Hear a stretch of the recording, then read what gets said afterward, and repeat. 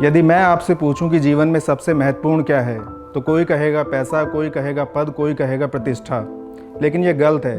सबसे महत्वपूर्ण है जीवन में प्रतिदिन वो 10 से 15 मिनट जो आप वॉशरूम में बिताते हैं। यदि आपका पेट पूरी तरह से साफ नहीं होता है या उसमें परेशानी है, तो आप जीवन के किसी भी सुख का आनंद नहीं ले सकते हैं।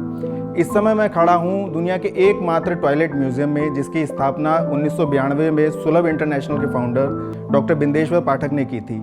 यहाँ पे टॉयलेट से जुड़ी हर बात आपको पता चल सकती है। टॉयलेट के इतिहास के बारे में भी यहाँ पे बहुत सी जानकारियाँ उपलब्ध हैं। टॉयलेट म्यूजियम, ये शब्द सुनते ही आपको लगेगा क्या सच में टॉयलेट का भी म्यूजियम हो सकता है? हो नहीं सकता जनाब, बल्कि है, वो भी अपने ही देश भारत में।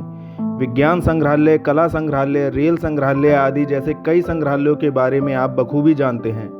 तो चलिए आज आपको टॉयलेट संग्रहालय की सैर भी कराते हैं, जो न केवल रोचक होगी अपितु जानकारी से भरपूर भी होगी।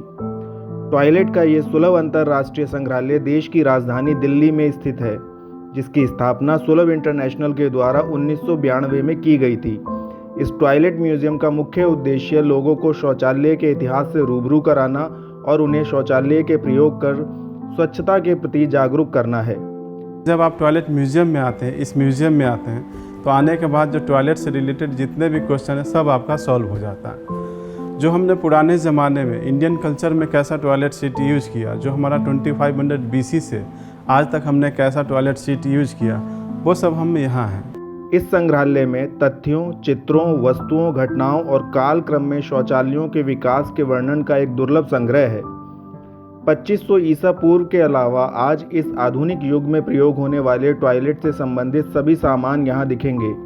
यहाँ आपको रोमन सम्राटों द्वारा प्रयोग किए जाने वाले सोने चांदी के शौचालय भी देखने को मिलेंगे, तो हड़प्पा संस्कृति द्वारा अपनाए गए सीवेज सिस्टम का भी यहाँ उल्लेख किया गया है।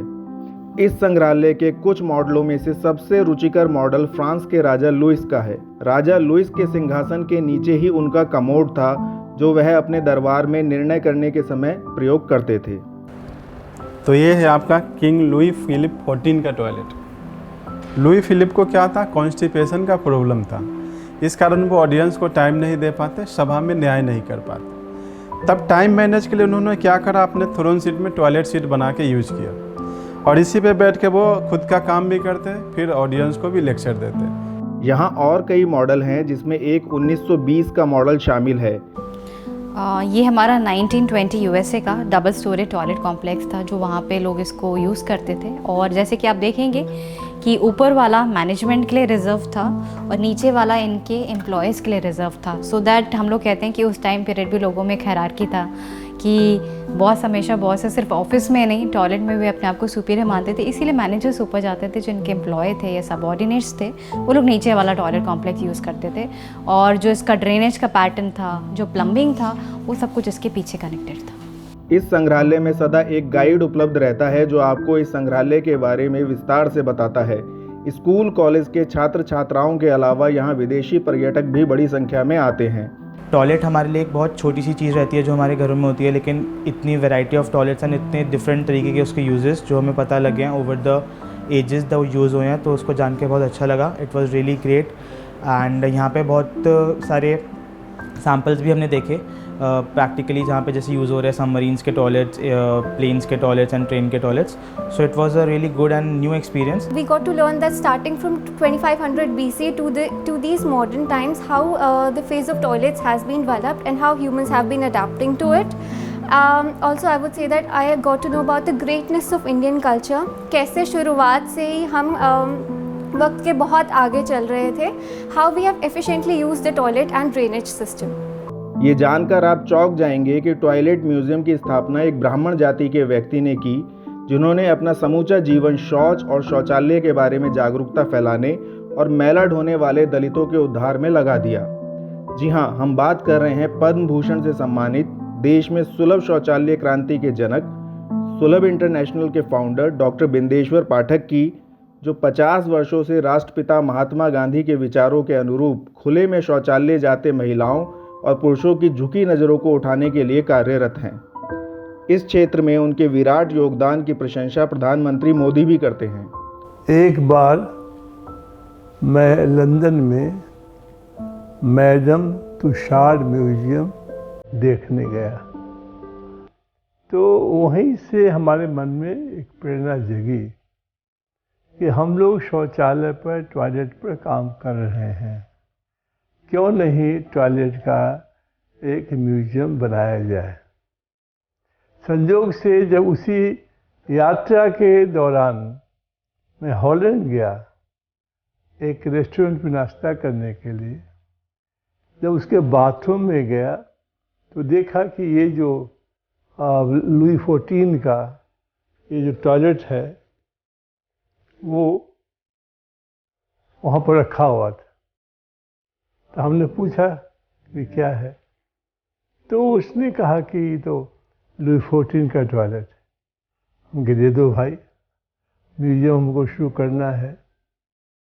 तो उसने कहा नहीं देंगे तो नहीं, आप इसका फोटो लेके आप दूसरा बनवा लीजिए। तो उसके बाद बहुत देश हम गए और बहुत लोगों ने सहायता भी की, वियना से, जर्मनी से, जापान से, ये सारे देश से काफ़ी सामग्री भी हमारे पास आए जब उन लोगों को पता चला कि हम टॉयलेट का म्यूजियम बना रहे हैं। 80 वर्ष की आयु में भी डॉक्टर पाठक युवाओं जैसी लगन और उत्साह से म्यूजियम के बारे में बताते हैं। अमेरिका से यह आया है, अब उसमें क्या है, सबसे बढ़िया टॉयलेट वर्ल्ड में है ये, लेकिन जितना बढ़िया है उतना ही कॉस्टली भी है। इसमें जो पखाना है वो जल के राख हो जाता है, कुछ भी, नो पोल्यूशन। लेकिन इसका दाम क्या है, $2000 उस 96 के आसपास में था। और एक बार कोई शौच में के लिए जाएगा, उसको जलाने के लिए आप प्रेस करेंगे तो 3000 वाट चाहिए उसके जलाने के लिए।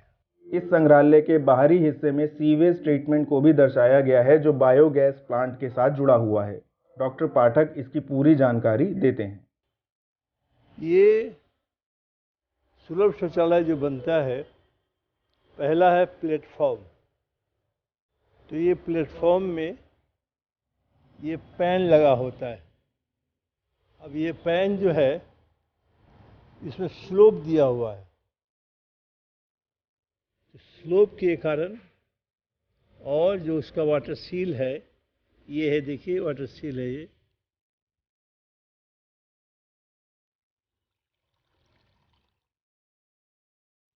या वो भी वाटर सील है।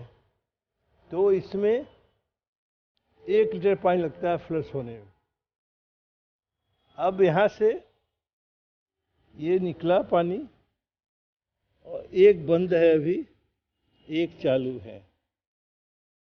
अब ये जब भर जाएगा तो दूसरा चालू कर दिया जाएगा। और इसके भरने के बाद, मतलब वो भरने के बाद इसमें का खाद जो है वो निकाल दिया जाएगा। वो खाद कैसा होगा, तो ऐसा होगा।